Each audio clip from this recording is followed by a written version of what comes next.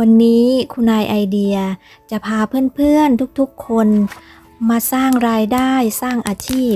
ด้วยการปลูกคุณนายตื่นสายในขวดพลาสติกสวยงามแถมยังขายได้ด้วยค่ะมีข้อสงสัยฝากคำถามใต้คลิปวิดีโอเลยค่ะ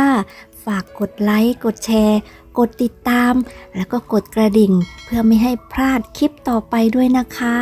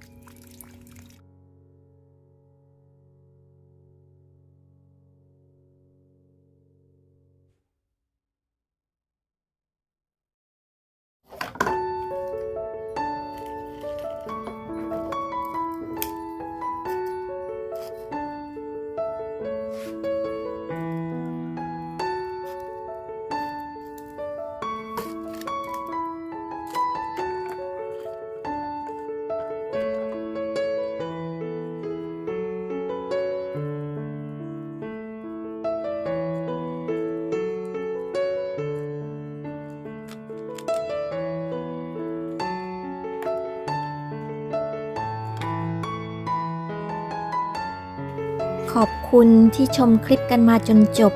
คุณนายไอเดียต้องขอกราบขอบพระคุณ FC แฟนๆของช่องคุณนายไอเดียทุกๆคนด้วยนะคะ